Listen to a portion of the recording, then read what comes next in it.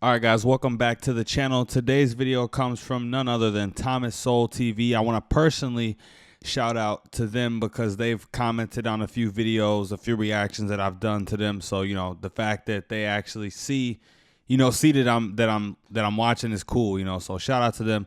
But yeah, before I start the video, don't forget to like, comment, share, and subscribe for your chance to win a Insider Plus or All Access membership to the Daily Wire at the end of the month. I will be giving 1, 2, or maybe even 3 away at the end of the month.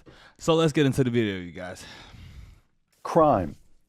And in this case, you're writing not only about African Americans, but about low-income people generally. In the United States, murder rates, rates of infection with venereal diseases, and rates of teenage pregnancies were among the social pathologies whose steep declines were suddenly reversed in the 1960s. Nowhere was rampant violence and other social pathology as common among low-income people in the first half of the 20th century, when they were more deprived, as in the second half, when the welfare state had made them better off in material terms, close quote. Again, it's not the intention of anybody enacting the welfare state to cause increases in violence, but it happened. Yes. What was the disconnect between intentions and what emerged? Oh, heavens. They misdiagnosed the causes of things, and therefore they misdiagnosed the effect to expect. For example, in the case of venereal diseases. Yeah, I would say that's the only logical answer, was that they introduced the wrong quote unquote solution to the issue. They gave people money, the welfare, and just being in that situation almost puts you just in a very complacent, I'd imagine it can put you in a very complacent state of being, where you know that you have X amount of dollars coming in every 2 weeks or every month. You got your food stamps, whatever it may be, whatever other government help that it may be to get by. And some people get complacent when they have that and don't see a need to work their way up, or they just never learn what it's like to earn their own dollars. Sex education was introduced on a mass basis in the 1960s, and when the arguments for doing it were, one, to reduce the level of venereal diseases and of teenage unwanted pregnancies, and both those things had been going down on their own. That is, and by 1960, the rate of infection for venereal diseases was something like half of what it was in 1950.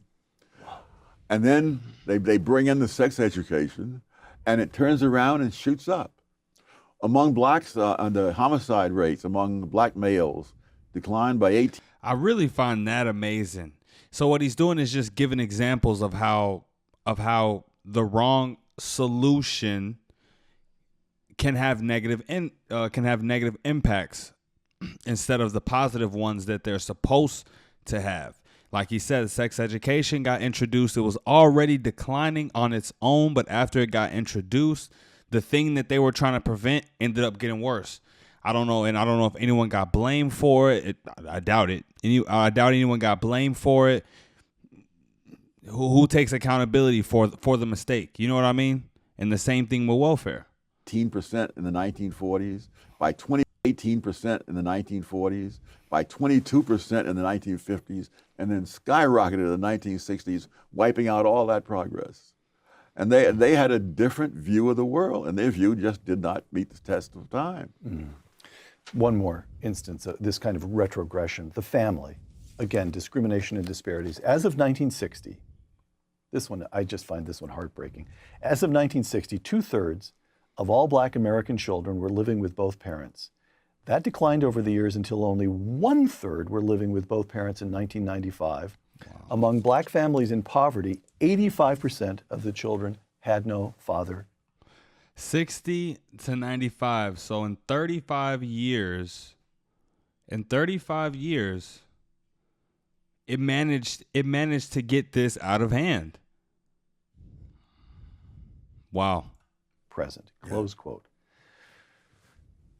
So it's not the legacy of slavery that destroys the African American family. It's the legacy of the welfare state. And by the way, we see illegitimacy rates rising among everybody. Yeah, and in other countries. And you know, the very same. Now, the fact that people who happen to disagree with a black conservative, you know, like me, about the root problem, about the original sin, you know, all of this stuff that you hear, the fact that they disagree with me and don't even want to hear something out like this, like, do you not even have the capacity to imagine the possibility that what he's saying is true?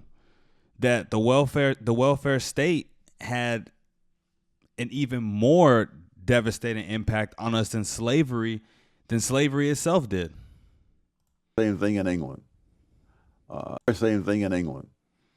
And what's the mechanism? Why does the welfare state dissolve the family structure?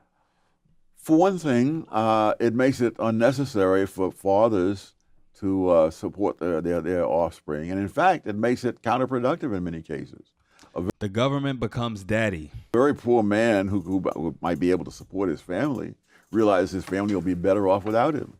But on the other hand, someone who's strictly irresponsible, either the man or the woman or both, now pays no price for being irresponsible. The taxpayers pay the price.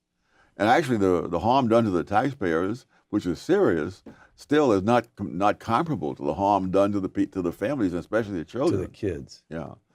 Moynihan was excoriated for pointing this out. 1965, the Moynihan Report. That's right, yes. The Moynihan Report.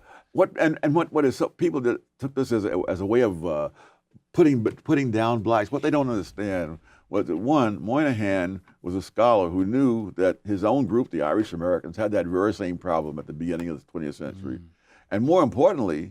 See, now there are a lot of people who will discredit what Moynihan said, his prediction about the black community that he gave in, I think they just said it was 64, simply because of the fact that he's white. But like Thomas Sowell just said here, he saw the same thing happen in the Irish community, so it was almost like a warning. You know what I mean?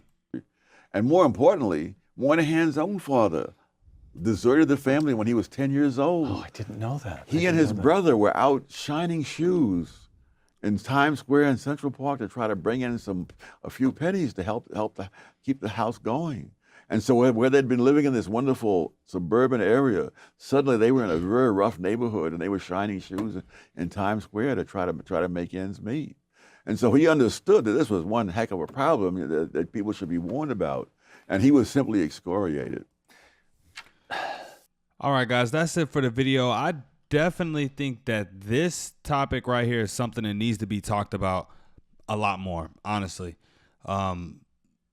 The effects of the welfare state on black families, or you could even say America, but I definitely think it needs to be talked about a lot more than it is. I really don't see it talked about very much in mainstream media by the left.